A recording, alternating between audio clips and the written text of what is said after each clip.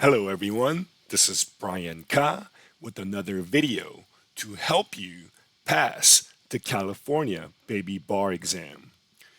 So I want to start this video by encouraging you to talk about these three subjects and teach if you're able to, because you can't teach anything unless you have a full understanding of what you're teaching about.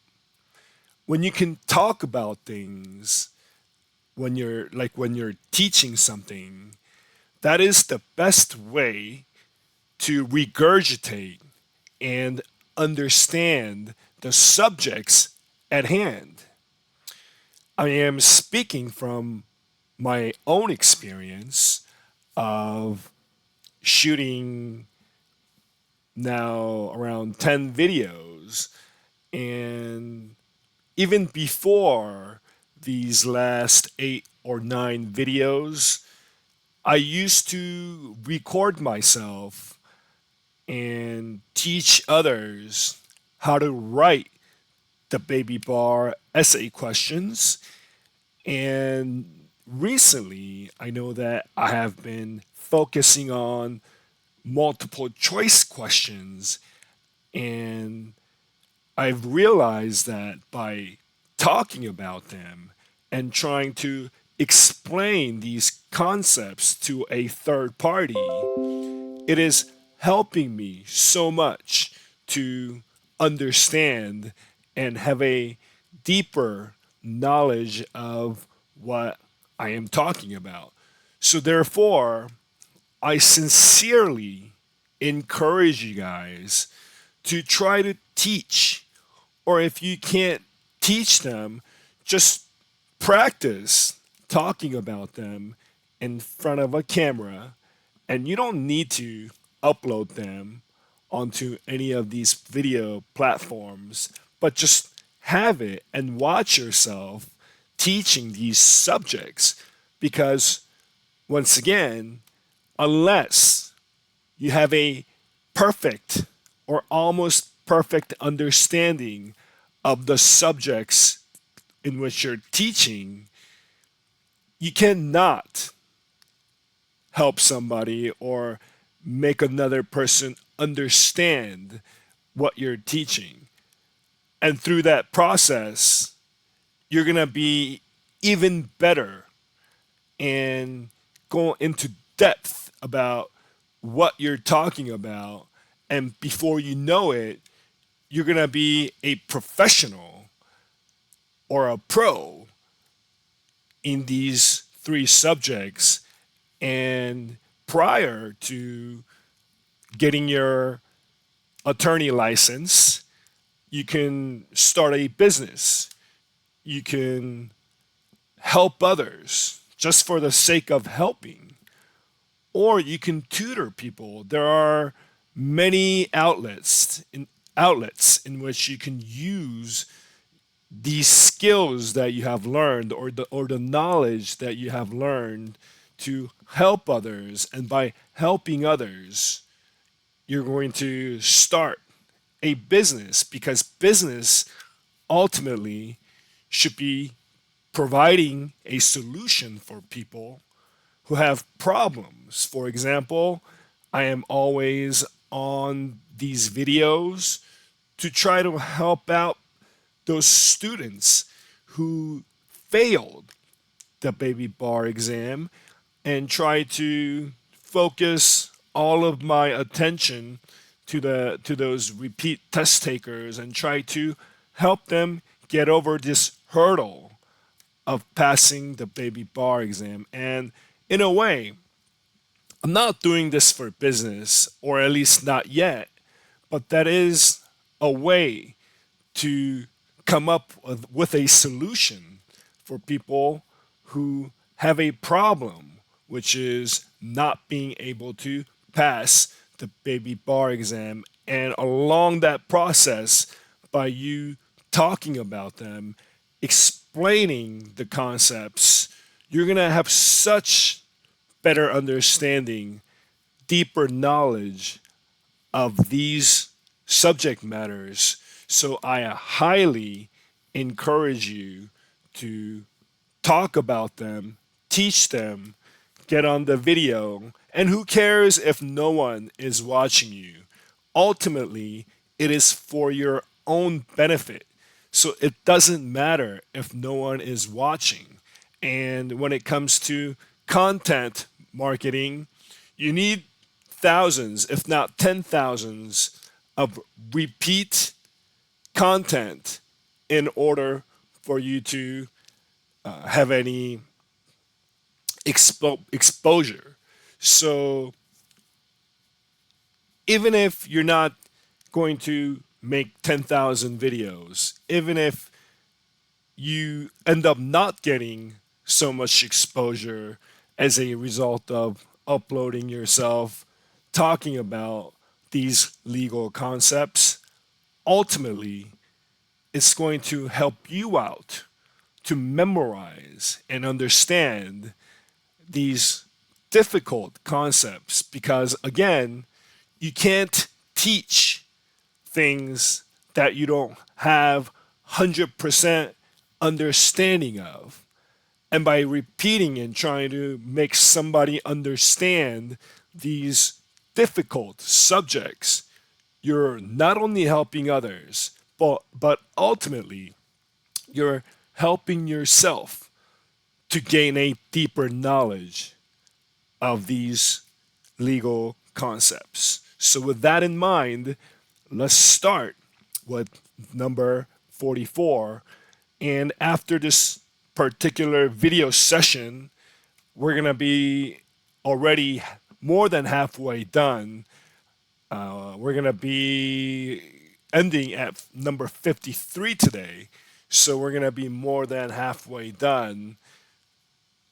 And after that, my plan is to finish until question number 100.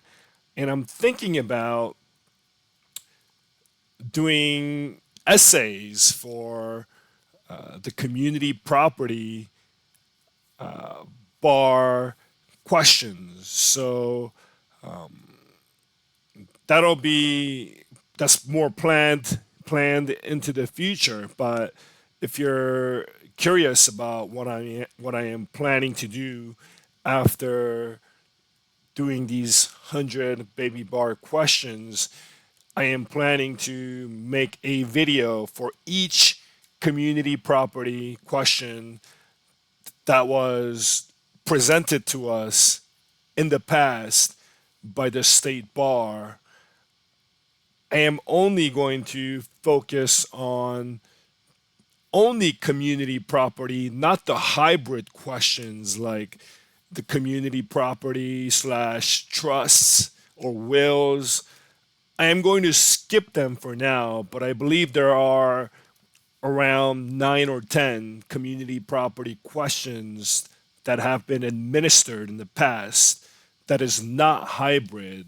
So I am planning to talk about them in each video. So if somebody is studying for the bar or if somebody is about to take community property class in their respective law schools, then hopefully by watching my community property essay videos that you'll gain an upper hand and more understanding of what community property in California or the bar will be testing you on.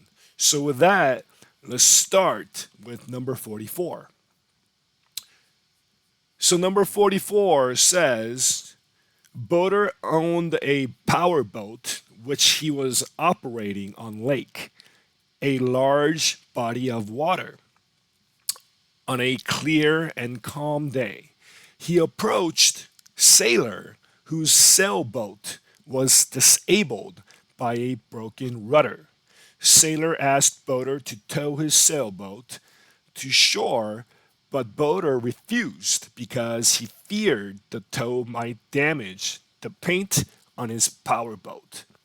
If Sailor was unable to bring his sailboat in and became severely ill as a result of exposure before he was rescued, and Sailor asserts a claim against Boater for damages based on Boater's refusal to provide assistance, will Sailor prevail?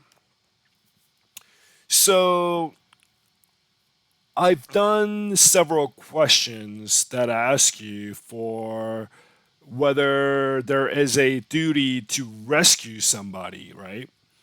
And the answer to that is generally no, unless you made the situation in which the person who was in danger, unless you made that situation worse than prior to talking to them or communicating them with them or doing anything to make their situation worse. So what happened in this scenario is that Boater was the owner of a power boat, and it was a clear, calm day. And he approached Sailor, and Sailor's boat was disabled. Because it was disabled, Sailor asked Boater to tow his sailboat, but Boater refused because he feared the tow might damage the paint on his powerboat. And as a result of refusing to help the sailor, he got sick and wanted to sue the boater for his injuries. Now, if boater made sailor's position worse, let's say a person got into an accident and he got out of the car and he was injured, so he passed out. Now, you were driving and you got out of the car because you saw that person who was injured and passed out. And when you came to look at him, he was severely injured. So, what you did was you dragged him, and this is just a hypothetical, you dragged him to another area thinking that he would be more safer there, right? But instead of making him more safer, what happened was you accidentally dragged him to an area that had even more traffic. And as a result, he got hit again and got even more severely injured, almost to the point of dying. Now, in this situation, generally, there is no duty to help. But what you did was you made that person's situation worse than before. Now, if you made that situation worse than before, then you may be liable, even though you may be able to argue back and forth. But generally speaking, because you made that situation worse, you had a duty and you breached that duty. Do you understand? So, in this particular scenario, Boater simply refused Sailor's request for help. There's nothing that the boater did in this scenario to make the sailor's position worse than it was before. So if sailor sues the boater for his injuries, most likely he is not going to prevail. So, looking at the answer choices, let's look at A. Yes, if boater's failure to rescue made a bad situation worse. We talked about this. If boater's failure, if he did something to make sailor's position worse than it was before, then most likely he would be liable. But because he did not make sailor's position worse than before, because he hadn't done anything, A is not the right answer. B, yes, if the probability of harm to seller outweighed the probability of damage to boater's property. Well, when you do a lot of negligence questions, you know that this sounds kind of like a product liability analysis because this question, if sailor is suing the boater, sailor is going to sue him under the theory of negligence. And what do you need in negligence? You need to prove that he was a foreseeable plaintiff, that the defendant had a duty and he or she breached that duty and was cause in fact, or it was foreseeable injury, causation, and damages. So in this answer choice, the fact that it's talking about the probability of harm outweighing probability of damage to boater's property doesn't really sound like a good answer. C is no, unless there was some special relationship between sailor and boater. Well, in negligence, like I just said, you need to establish that there was a duty, that there was a breach, two types of causes, cause in fact and foreseeability cause, and damages.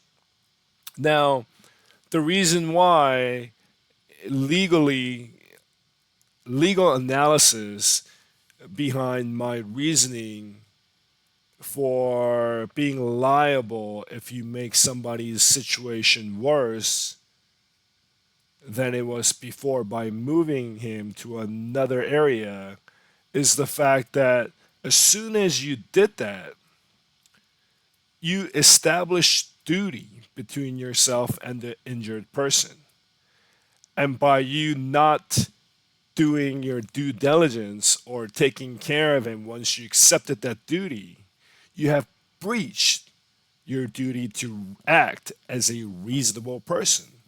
Now, C is saying, unless there was a special relationship, meaning if it was a family member or somebody close to you, then you have a duty to help that person who was injured, or if he was or she was seen on the street that was injured, because there is a special relationship between you and the injured party, then there would be a duty and not acting as a reasonable person when your family or your cousin or your brother is injured. That would be a breach. So C is saying if there was no duty between the injured and the person, or boater in this case, if there was no special kind of relationship, then there would be no duty. But if there is some kind of special relationship between the boater and the sailor in this case, then if boater refuses to help the sailor, that means he didn't act as a reasonable person, as what a reasonable person under the circumstances would act. So C would be the right answer. D says no, if boaters reasonably believed that towing sailor's sailboat might damage the paint on boater's power boat. Well, reasonable belief that your boat is going to be damaged has nothing to do with proving negligence. Because the first thing, again, that you need to establish in negligence is duty. And when there is a special relationship, then the duty is established. But if there's no special relationship, and if sailor was asked by the boater to help him, and if sailor refuses, he has not breached his duty or what a reasonable person would do under the same or similar circumstances. All right, so number 45. Deft is being tried on an indictment charging him with burglary. Deft has introduced evidence that at the time he broke and entered, he was so intoxicated that he could not have formed an intent to commit a felony. On the issue of whether Deft was so intoxicated that his capacity to form the necessary intent was diminished, the jury should be instructed that the burden of proof is on the. So, this type of question, you're probably not going to see it anymore. Remember, this test is from 1980, and that is what, 24, that's 1980 is what, 40, I can't even do math right now, 44 years old.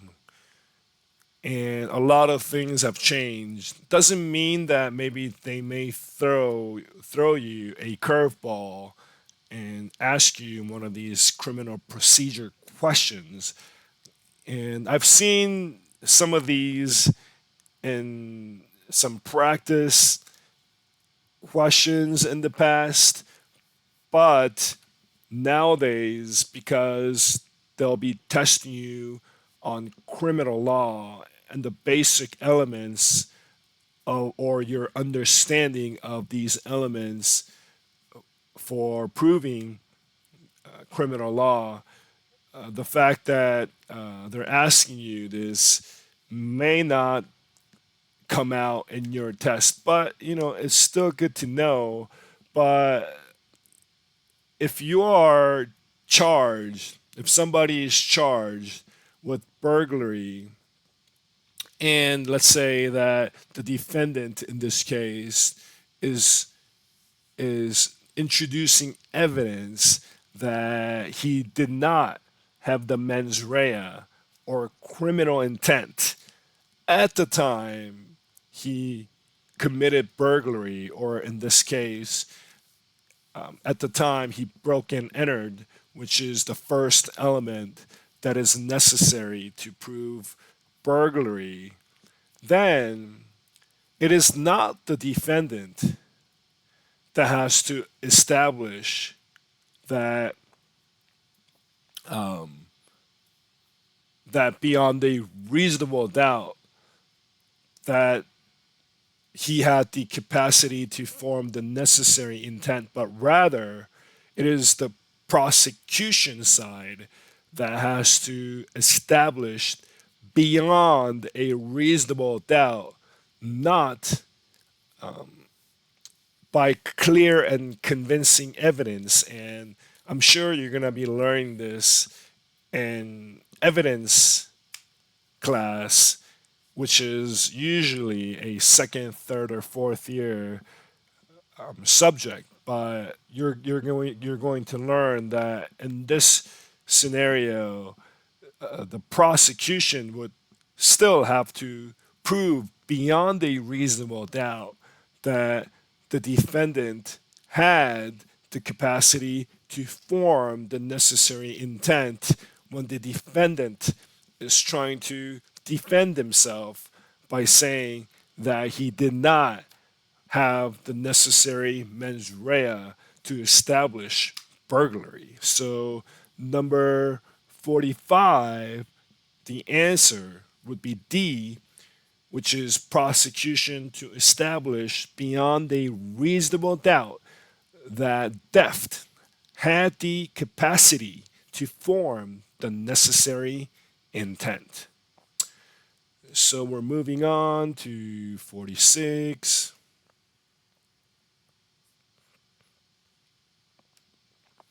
Okay.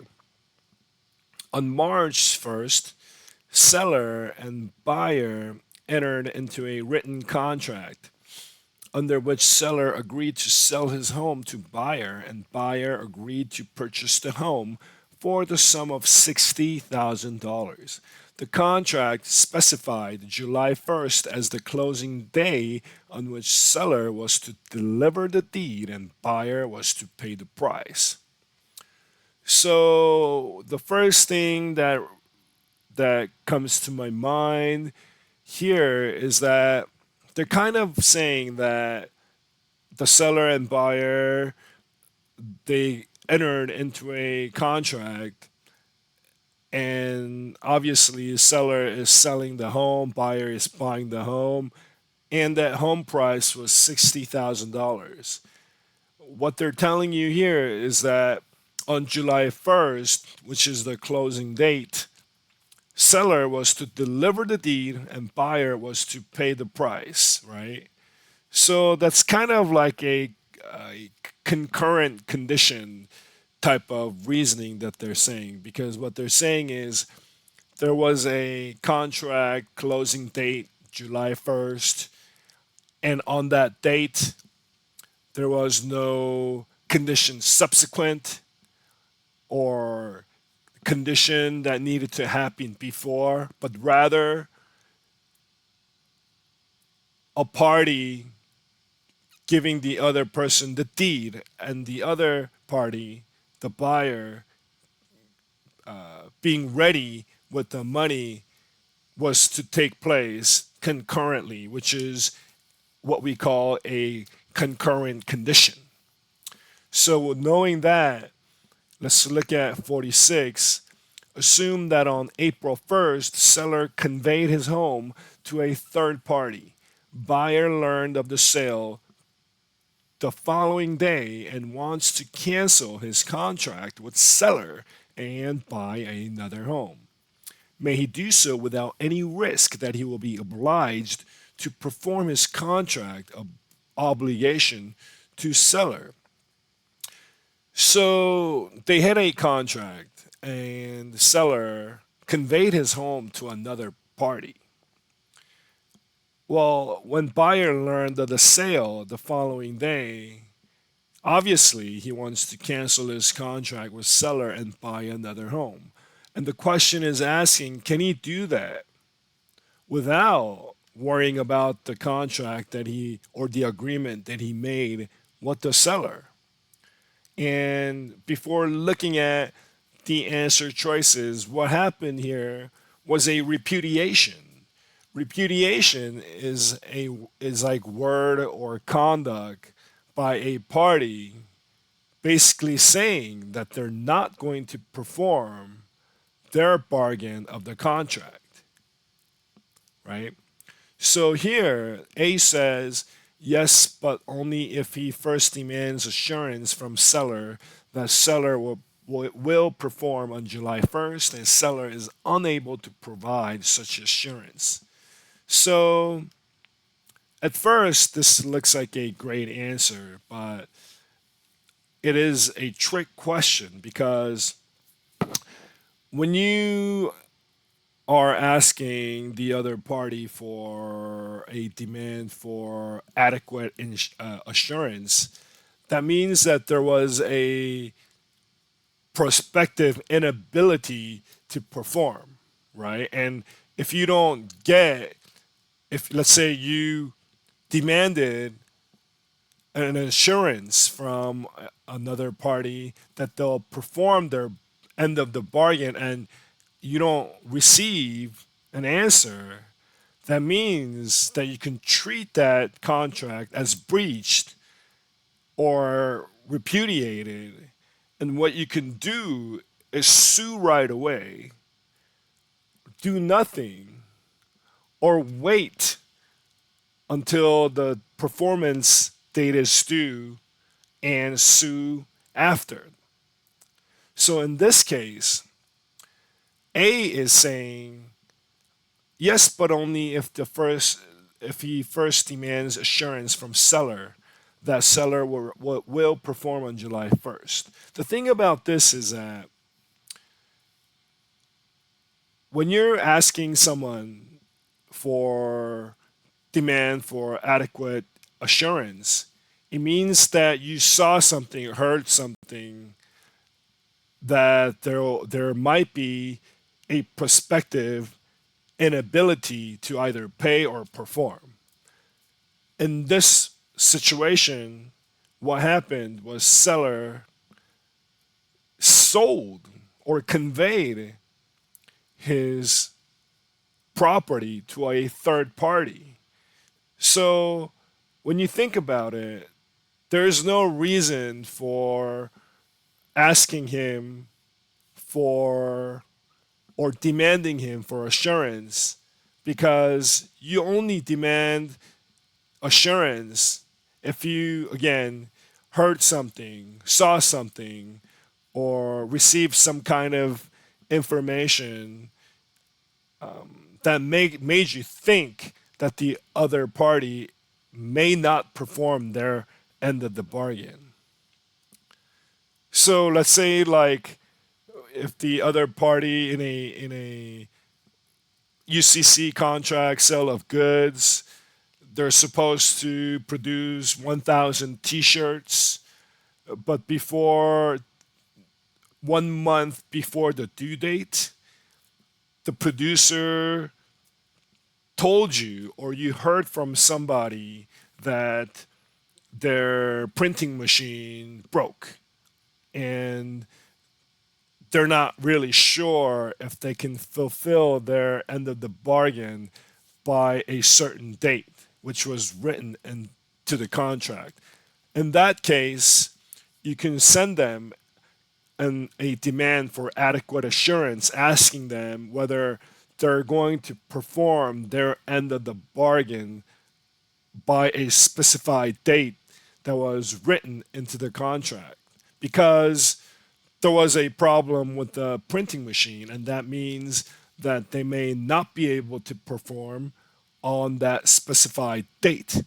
That would be a scenario where you can ask them about on whether or you can demand assurance that they'll perform by that date. But here, the situation is a little bit different because the seller just conveyed his property, and that property was already, they already had an agreement. He already had an agreement with the buyer that he'll buy and sell, and the closing date was a certain date. I believe it was July 1st. So there's no point of asking him for assurance because he already conveyed it. I mean, I guess like in real life, maybe you can, sue them for failing to perform their end of the bargain and, go that way. But in this specific question, they're trying to trick you into thinking that a home that was already conveyed could be somehow fixed if you send the seller a demand for adequate assurance, which obviously will have no effect on this particular case. So A is wrong. B says, yes, if seller in connection with the sale to the third party did nothing to preserve buyer's rights to acquire the property. Well, this seems like the right answer, but it is the best answer, not best answer out of the four, probably not the bestest answer for this type of question, but they're they put the demand for adequate assurance doctrine for the first answer choice to lure you into choosing that answer. But when you look closely, you can't ask for them to perform if they already got rid of the property at hand. So we know that B is the answer, and A was the trick answer that they wanted you to choose. And let's say C, no, because seller's performance is not due until July 1st, and buyer must remain in a position to perform his contract obligations up to that time. No, because what happened here is that when he conveyed his property to a third party, and that property, he already agreed to sell that property and close on July 1st. By him conveying it, that means that he anticip- uh, anticipatorily repudiated, meaning if he by conduct, words, or any other ways showing intent not to perform his end of the bargain, then seller, or the buyer in this case, has the right to sue right away, right? He doesn't have to wait until a certain date or July 1st, because the other party, or the seller, may change his mind, but he already repudiated.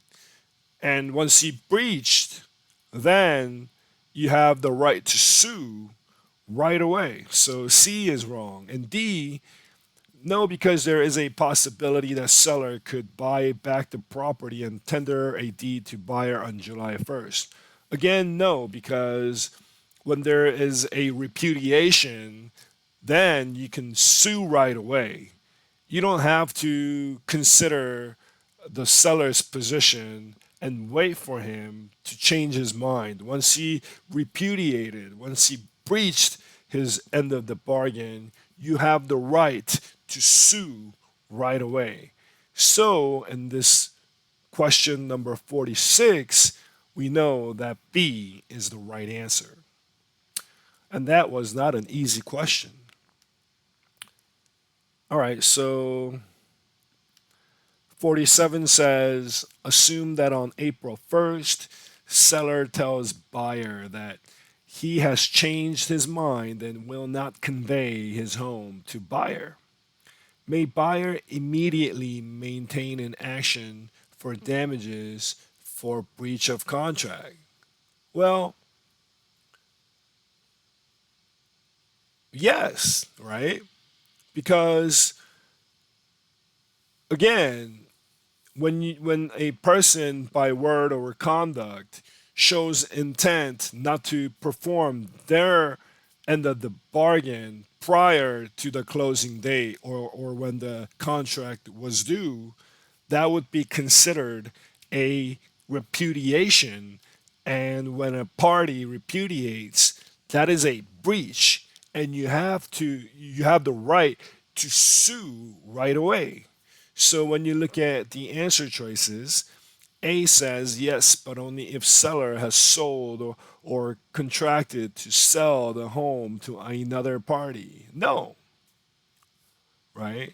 He doesn't have to sell or contract to sell the home to another party for you to take action right away. Once he breached, once he repudiated, you are able to sue for damages right away. So A is not the answer. B says yes because seller's statement constituted a repudiation, exactly what we were talking about, giving rise to an immediate cause of action for breach of contract. That's the same exact wording that I have mentioned when we read the call of the question. So B is the right answer. C, no, because seller's performance is not due until July 1st, and so there can be no breach of contract until that date. Again, buyer, once seller breached, has a cause of action in which he can bring an immediate cause of action for breach of contract.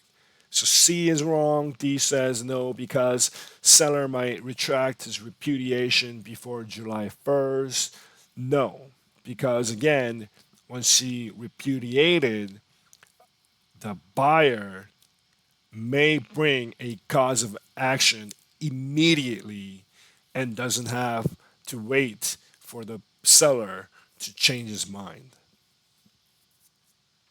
All right, so 47 is B. Let's look at assume that on July 1st, seller fails to deliver or tender the deed. May buyer successfully maintain an immediate action against seller for damages for breach of contract? Yes, if buyer tendered payment on July 1st. That sounds okay. B, yes, but only if buyer actually made the payment on July 1st. So we talked about the concurrent condition here in which seller was supposed to deliver the deed on July 1st and the buyer has to have money ready for the seller to accept on that same day.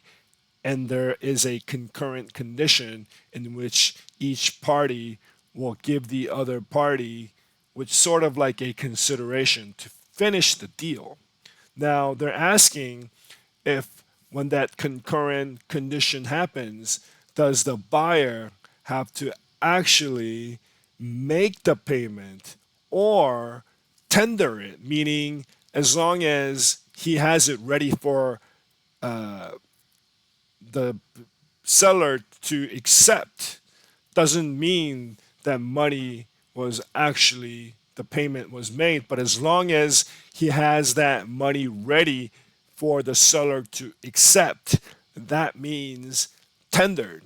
So A would be correct because when that concurrent condition happens, the seller and buyer, obviously the seller has to have the deed ready for the buyer to accept, and the buyer has to have the money ready in order for the seller to accept, and doesn't have to be where the buyer has to put that money into the bank account, but for the purposes of this concurrent condition, as long as he has the money ready for the seller to accept, then, if seller fails to deliver or tender the deed, that would be still sufficient for the buyer to bring a cause of action immediately. He doesn't have to make the payment as long as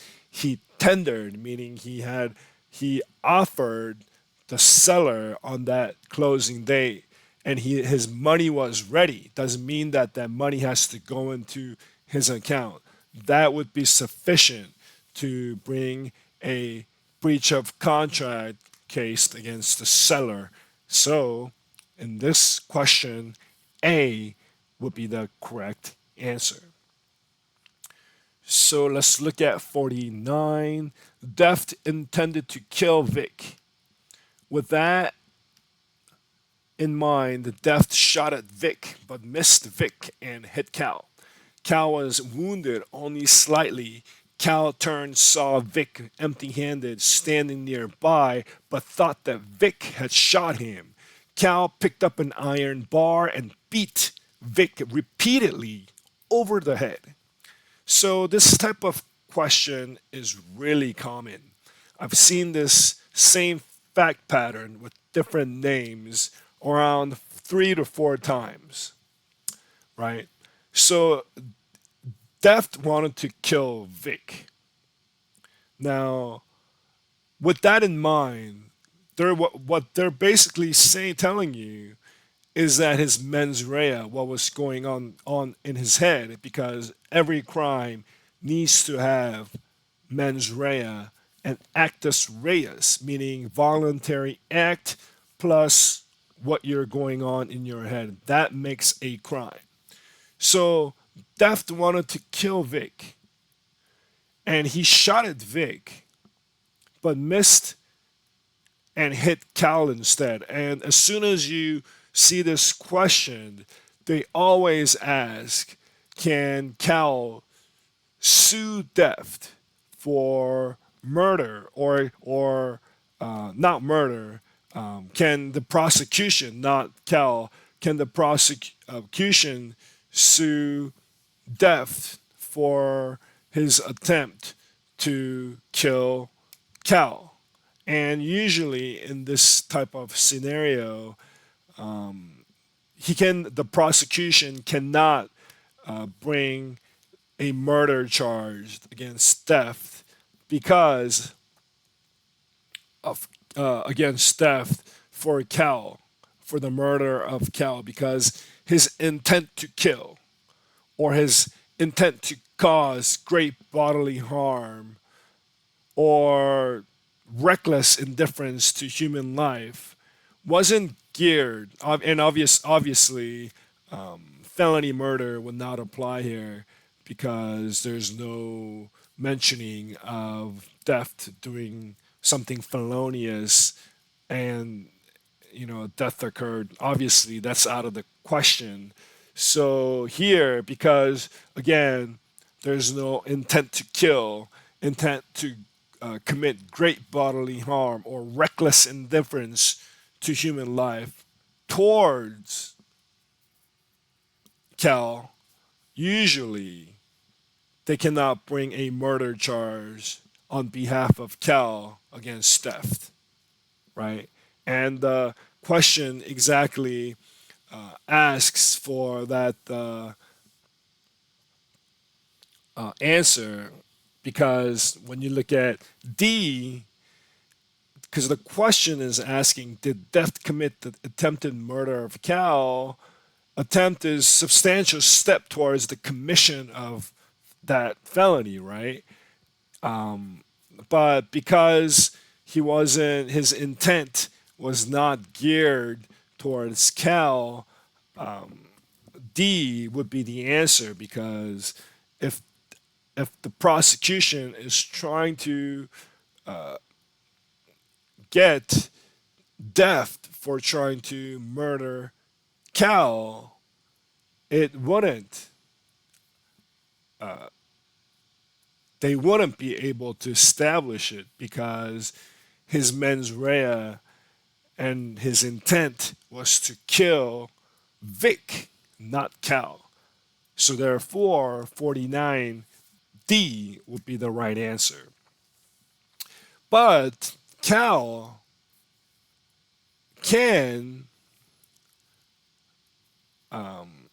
be liable for battery because as soon as that happened, Cal turned and saw Vic empty handed, and because he thought he had shot him, Cal picked up an iron bar and beat Vic repeatedly over the head.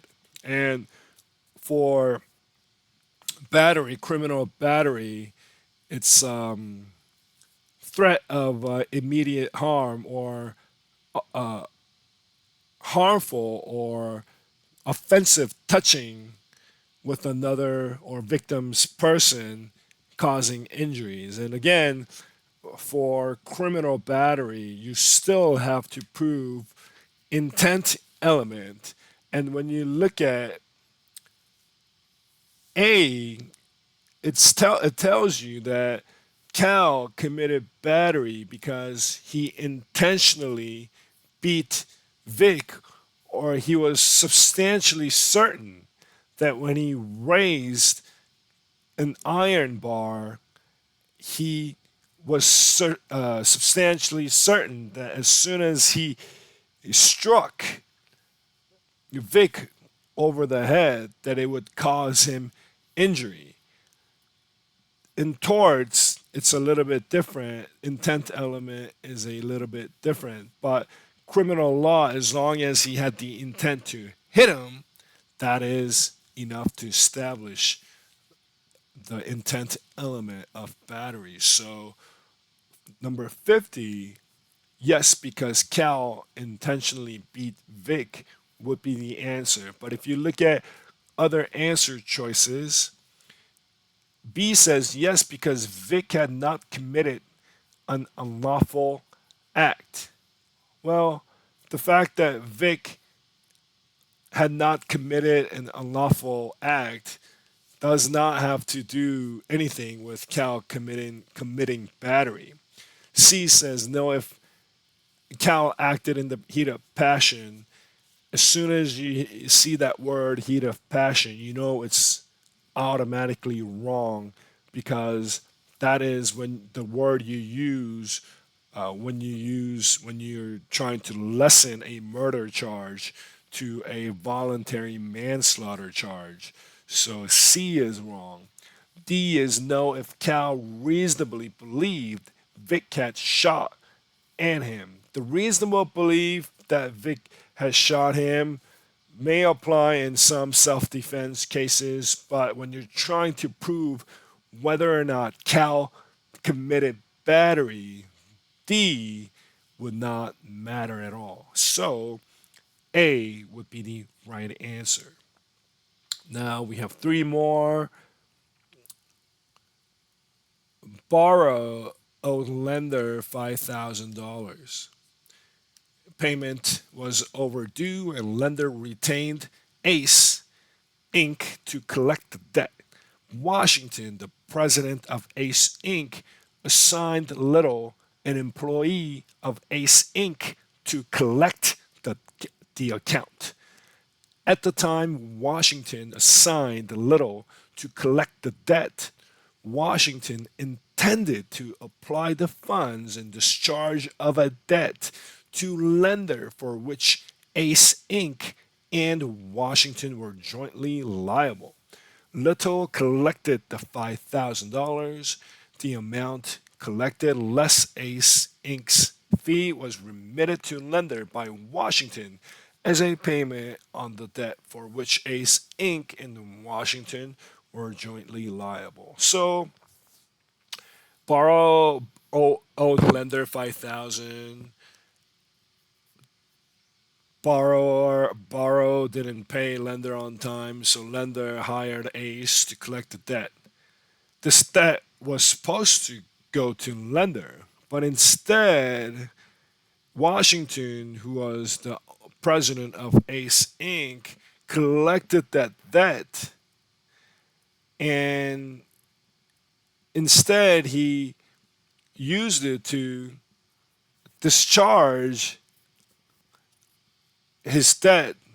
And interestingly, that debt was from lender, and that debt in which Ace Inc. and Washington were jointly liable. So this is more like a reading comprehension question. They just jumble everything up and expect you to understand what they're trying to say.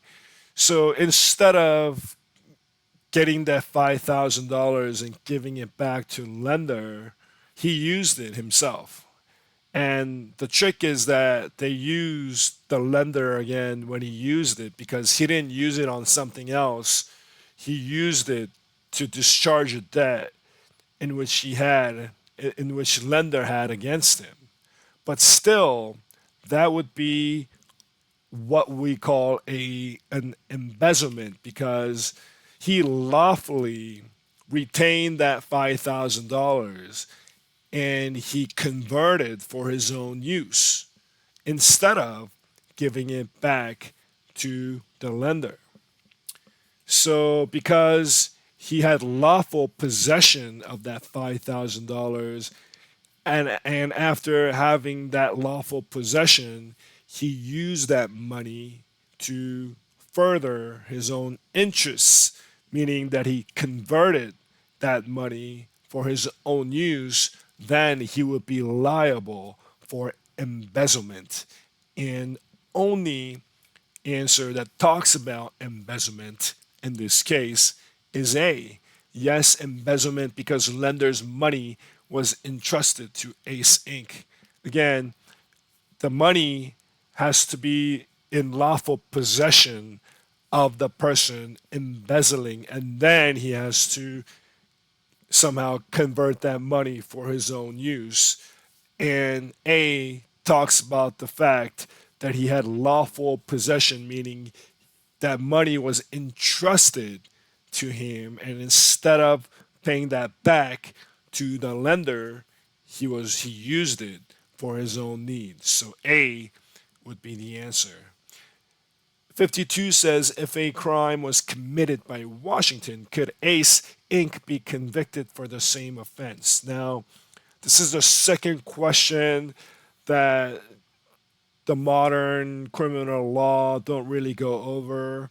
And personally, I have never seen corporation cases, but generally speaking, corporations can also be liable under criminal law if the employees or the president or people working under it were committing some type of crime, but that crime has to be under the scope of that corporation. So here, they're asking you if the corporation in which Washington was the president of, can they or can that corporation be convicted also? And A is the only answer because A is saying that yes, because Washington was president of Ace Inc. And this is kind of like a respondeat superior doctrine in torts in which the employer is liable for the acts or tortious acts of its employees while committed during the scope of the employment. And here, what they're saying is the corporation, Ace Inc., would be also liable under the criminal law because the president was an employee or the president of that corporation and was working under the scope of that corporation's employment. So the answer, only answer you see here is A. And lastly for today, Diane obtained the services of a tax accountant to prepare her federal income tax return. The tax accountant told Diane that a certain expense she had incurred was deductible from income. The tax accountant knew the advice was erroneous. Diane signed and filed her federal income tax return claiming the deduction. If Diane is prosecuted for willful attempt to evade payment of taxes, does the tax accountant's advice constitute a valid defense? Well, what they're asking you here again is whether Diane, who had an accountant, and the the accountant prepared her tax return, but that tax accountant told that a certain expense she had incurred was deductible. But that advice was erroneous. But the facts do not tell you that Diane also knew that advice was erroneous. So just looking at the fact pattern here, did Diane have the criminal intent to be charged for willful attempt to evade payment of taxes? And does the tax accountant's advice, which was erroneous, constitute a valid defense?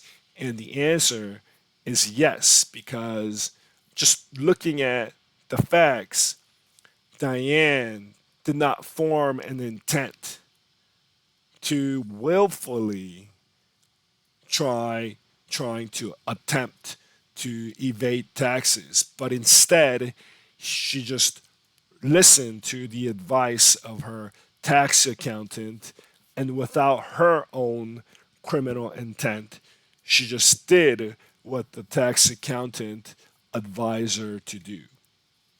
So, as long as Diane reasonably and in good faith relied on the tax accountant's advice, then that would be not willful, and that makes her not liable for willfully attempting to evade payment of taxes. So when you look at the answer choices, D is the right answer because it says yes, if Diane reasonably and in good faith relied on the tax accountant's advice.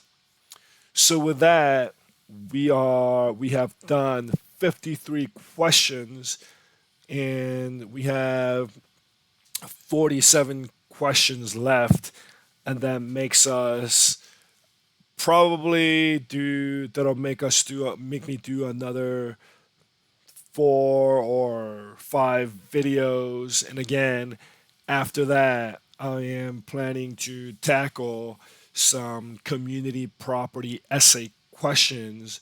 So if you have any questions about that, you may always leave a comment and I'll try to answer them as long as I feel like they're legit and they're not some bots trying to act like humans. All right? And with that, I thank you for watching another video of mine. And hopefully, again, this brought a lot of value to your studying in order to pass the baby bar exam.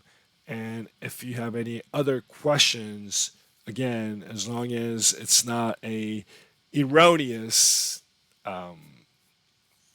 account asking me with weird questions, I'll try my best to answer your questions. And again, I am not saying that I answer these to someone's expectations, which who may have more knowledge of the black letter law.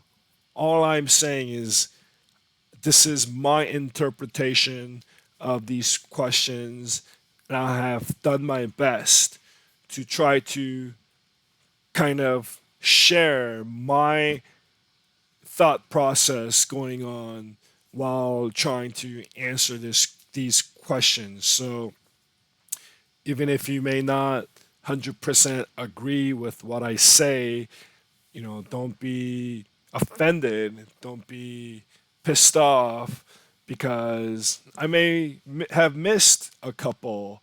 I may not have understood some concepts like as well as you do.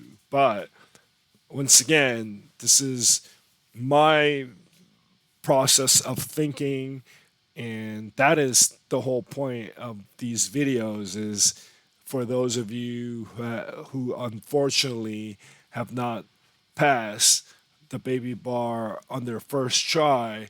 I want you to see my thought process and kind of pick apart what I'm thinking about when I go through these tests, so that you know that, oh, okay, this guy thinks a little bit different than I did. But hey, be open minded.